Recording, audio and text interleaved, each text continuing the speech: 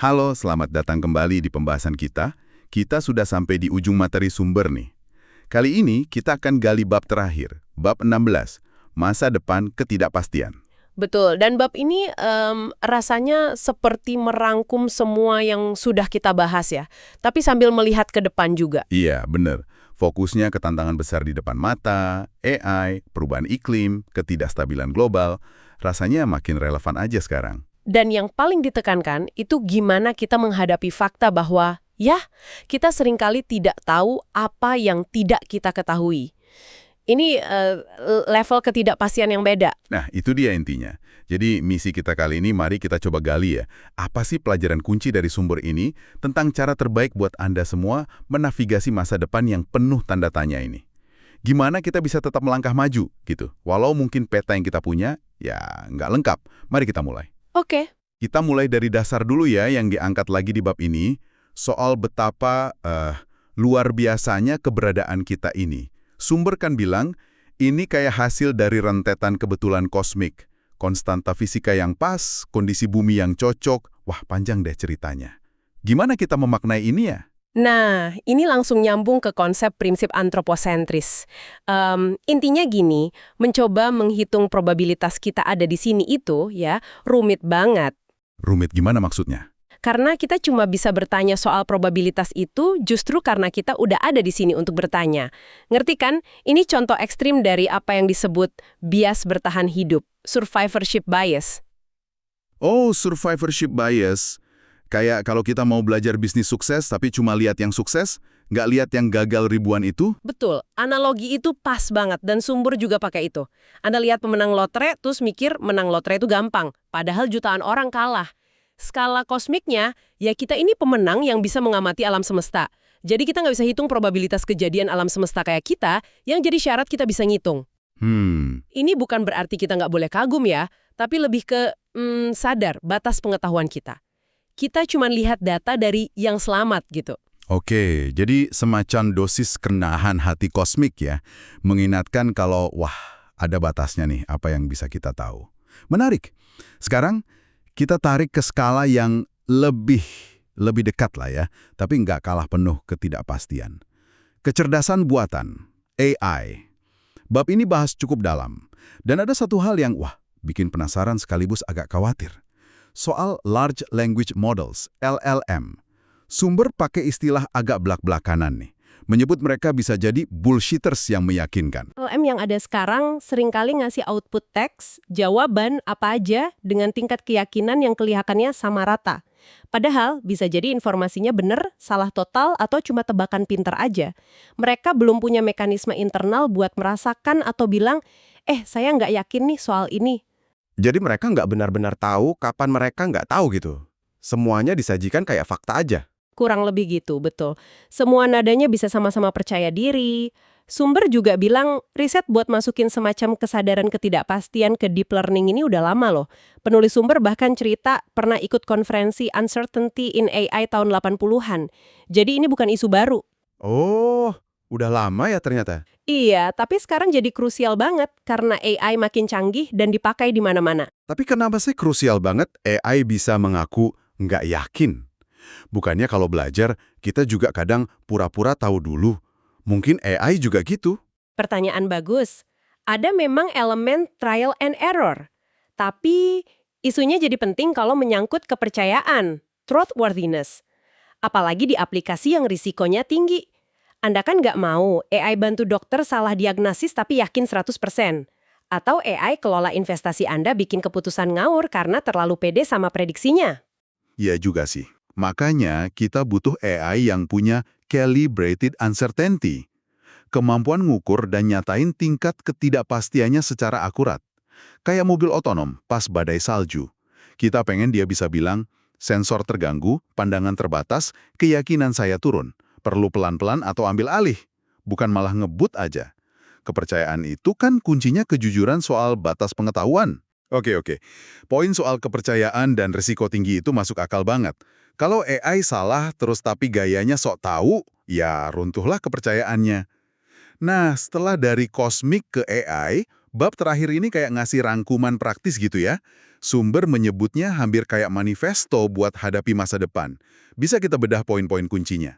Tentu, ini bisa kita anggap semacam toolkit mental lah ya yang direkomendasikan sumber buat Anda semua. Kita lihat pilar-pilarnya. Pertama, terima dulu kalau probabilitas itu pada dasarnya sebuah penilaian, judgment, bukan fakta objektif murni di luar sana. Selalu tergantung informasi dan asumsi kita saat itu. Jadi bukan angka sakral ya, lebih ke cerminan pemahaman kita. Berarti kita bisa lebih kritis dong sama angka probabilitas? Tepat. Ini justru menunjukkan Anda. Kalau ada prediksi probabilitas, Anda bisa tanya, dasarnya apa? Info apa yang dipakai? Asumsinya apa? Ini mendorong transparansi. Kedua, pakai pendekatan Bayesian. Ini udah pernah kita singgung ya. Intinya, mau terus belajar dari pengalaman dan update keyakinan Anda kalau ada bukti baru masuk. Kayak detektif yang update daftar tersangka tiap ada petunjuk baru. Nggak ngotot sama satu orang dari awal. Nah, pas banget analoginya. Jangan jatuh cinta sama hipotesis awal. Fleksibilitas mental itu penting. Terkait ini pilar ketiga, aturan Cromwell. Ingat seruan Oliver Cromwell? Saya mohon Anda, pikirkan kemungkinan bahwa Anda salah. Sumber menekankan pentingnya selalu sisain sedikit ruang ragu, bahkan di keyakinan terkuat kita. Bagus sih buat keterbukaan pikiran. Tapi kalau kebanyakan ragu, apa nggak malah jadi ragu-ragu terus buat bertindak? Gimana nyimbanginnya? Pertanyaan bagus. Aturan Cromwell bukan berarti kita jadi lumpuh karena ragu ya, lebih ke intellectual humility, kerendahan hati intelektual. Praktisnya gini, sebelum ambil keputusan penting, sengaja tanya diri sendiri, asumsi terkuat saya apa ya di sini? Gimana kalau salah? Skenario lainnya apa? Bukan buat nakut-nakutin, tapi buat bangun ruang gerak mental. Mungkin siapkan rencana B. Ini membuka pintu adaptasi pas ada kejutan. Kita juga berharap AI nanti punya aturan Cromwell digital gitu. Oke, keraguan yang terstruktur ya, bukan yang bikin mandek.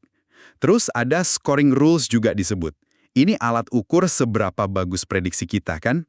Kayak di kuis awal-awal itu.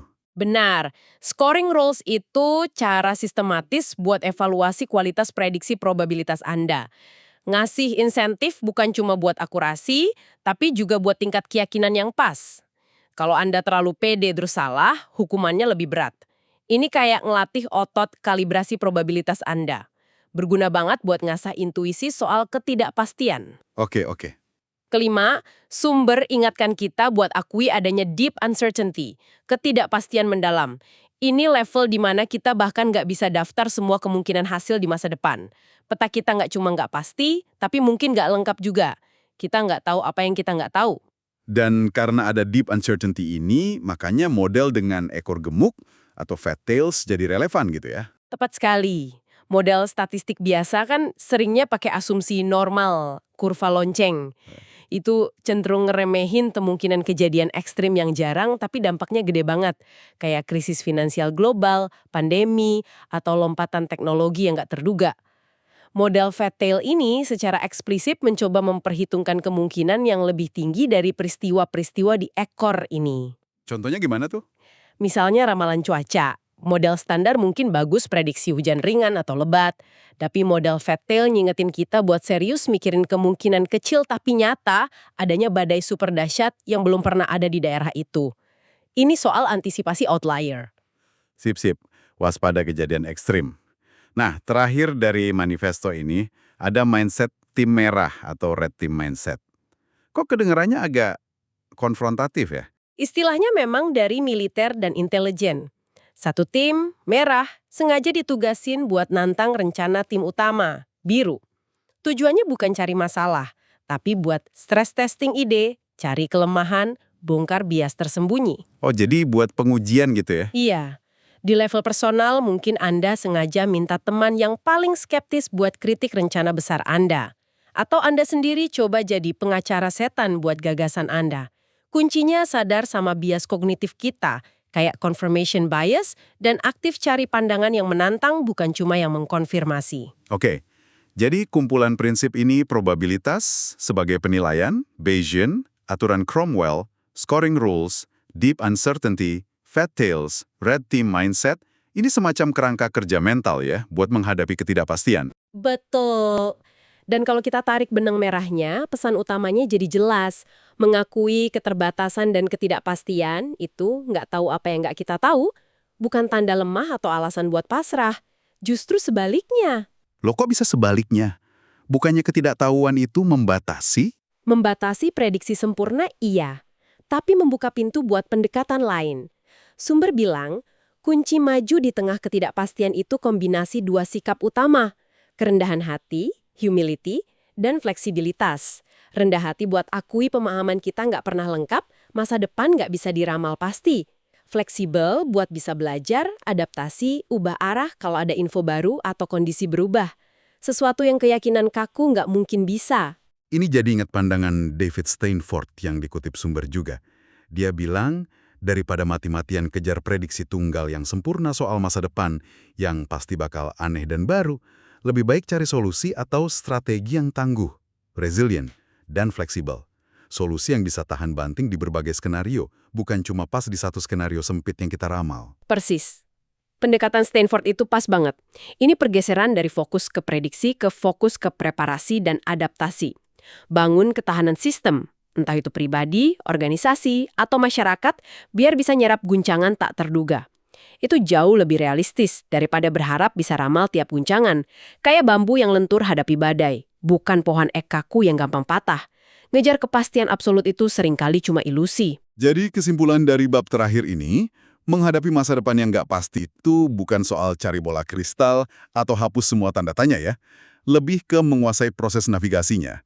Pakai kerendahan hati sebagai kompas, pakai alat bantu berpikir kayak Bayesian atau sadar bias, tapi yang penting tetap terbuka buat belajar, adaptasi, bahkan sambut kejutan sebagai peluang. Wah, rangkuman yang kuat banget dari semua pembahasan kita. Terima kasih sudah memandu diskusi ini. Sama-sama. Mungkin sebagai pemikiran penutup nih buat Anda renungkan, sumber ini kan udah ngasih kita banyak alat dan cara pikir buat hadapi ketidakpastian. Tapi mungkin ketidakpastian terbesar ke depan itu bukan apa persisnya yang bakal terjadi, entah krisis iklim, AI super pintar, atau tatanan dunia berubah drastis. Mungkin ketidakpastian terbesar dan paling mendasar itu adalah seberapa efektif kita sebagai individu dan masyarakat akan belajar menavigasi ketidakpastian itu sendiri. Maksudnya, kemampuan kita mengelola ketidakpastiannya itu yang dipertanyakan. Gimana tuh? Iya, dengan alat bantu makin canggih kayak AI yang ironisnya seperti kita bahas tadi, juga bawa ketidakpastian baru. Apakah kapasitas kita buat mikir jernih, ambil keputusan bijak, adaptasi di bawah tekanan ketidakpastian, itu bisa ngejar kompleksitas tantangan yang makin naik? Akankah kita jadi makin lihai menari dengan ketidaktahuan, atau malah makin gampang kena info salah, panik massal, dan keyakinan buta? Pertanyaan terbukanya, apa yang perlu kita ubah secara mendasar dari cara kita mikir, belajar, dan interaksi sekarang supaya lebih siap hadapi arus kejutan masa depan? Ini mungkin pertanyaan inti yang perlu kita gumuli terus di era ini.